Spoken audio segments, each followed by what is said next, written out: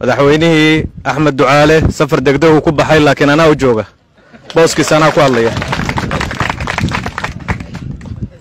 marka yaan waaska iyo yeesaslihin waa la maqaye runtii waxa galmudug ka dhacay wax taariikhi ah dadka reer galmudugna waxa weeye meel ay joogaan iyo ummadda Soomaaliyeedna sida quluubtooda ay ugu faraxdeen waa la arkay yani waa la ishayn waayay galmudug waxay ahayd meel lagu bartay ishaysad iyo khilaaf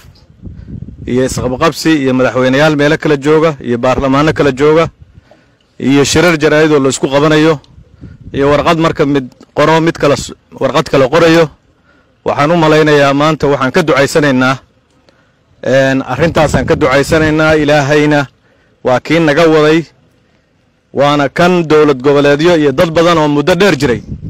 ay ku taamayaan meesha galmudug maanta joogto inay soo gaaraan runtii waxaa la yiraahdaa tusaalahaas dhowr meeloodna waa u soo qaatay libaaxa wuxuu ceyrsadaa baciidku wuxuu ku socdaa 90 kilomitir saacadii libaaxuna 58 kilomitir saacadii buu socdaa haddana inta ka daba tago ayuu qabtaa suurtagal ma ahana 40 kilomitir maaragtay farqiya 32 kilomitir ayadoo idin dhaxayso inuu ku soo qabto suurtagal ma aha laakiin sirta ku jirta qabashada waxa la yiri baciidku wuxuu dhugtaa gadaal asagoo isle ma lagu soo dhow yahay marka habsa socodkii waa ka habsaamaya markuu wax yar socdaba dib u fiirinayaa ma lagu qabtay libaaxina waa soo durkaya xawaarihiisa ku socdaa ilaa uu ka gaabiyo 58 saacadii marka dambana qoortu isku jabiya waa aragteen meelaha animal discovery iyo meelaha sida lagu soo bandhigayo galmudug gadaal bay fiirinaysaa dad dheereeya way tahay runtii oo socod dheer xamar bay camireen South Sudan bay camireen Nairobi bay camireen South Africa ayay dadkeedu wax badan ka dhisteen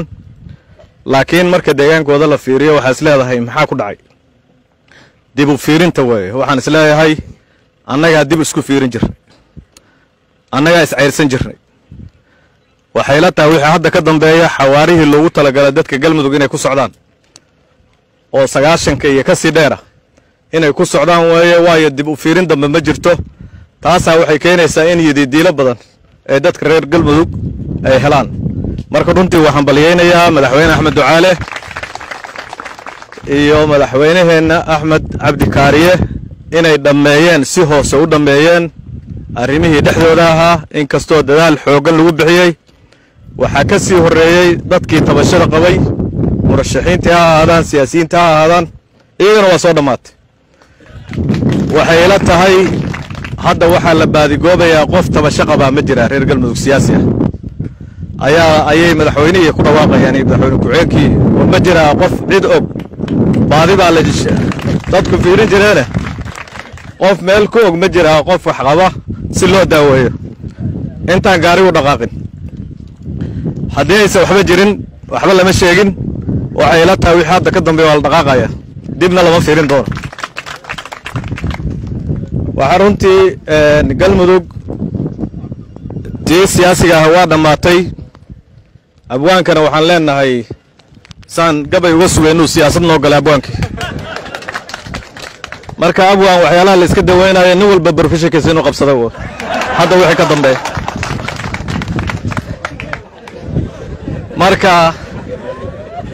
marka waa maasan yahay ninka dhakhtarnimadiisa waa inuu aadaa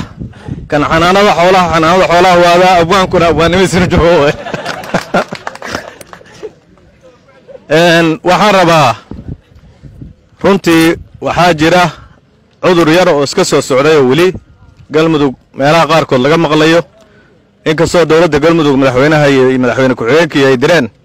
ciidanka ku kala dhex jira cudurka kaliya oo nagu harsan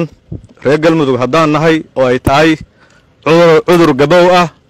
islaamnimadeena aan u fiicneen dhaqankeena aan u fiicneen waa cudurka isdilka qabiilka ku salaysan iyo qabyaaladda inuu naga soo gabagabo degdeg waa cudur bulsheed bulshadeennu haya bulshada Soomaaliyeed oo dhan waa haya laakiin meeshan waxa moodaa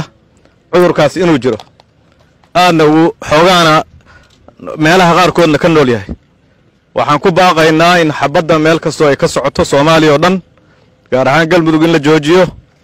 waxaana runtii si degdeg ah looga howlgalay la iskuma sii fiirsan dagaalka hadda maalmihii dhawata meelahan ka socday dhabada agteeda dawladda galmudug way ka howlgashay ciidankiina meesha ku sugan yihiin odayaasha dhaqanka iyo dadka siyaasiyiinta ee xildhibaanada galmudug ee localka iyo dhammaan in laga wada qayb qaato in la damiyo la soo afjaro wax la isku hayana miiska wada hadalka la isugu yimaado taas kaliya noo harsan baan u malaynayaa waxyaalaha yarkaayo horumarkeena diidaya wixii intaas ka soo haray waxaan isleeyahay waa habsaan baan nahay deegaankan weyn oo ballaaran oo badda dheer leh dekad ma leh deegaankan waddo fiican ma leh waddadaas jajabsan ayuu hadda leeyahay laakiin qoriga zuuga 100,000 baan u ogolnahay ama 100 iyo xoogaa kun qoriga dhashiikaha oo la isku dilo oo beeluhu samaystaan 30,000 buu ku dhow yahay iyo dhowr iyo 20,000 dhaqaalahaas waa inuu aadaa horumarka dhaqaalaha dilka loo isticmaalo oo dhan inaan geyno weeye horumarka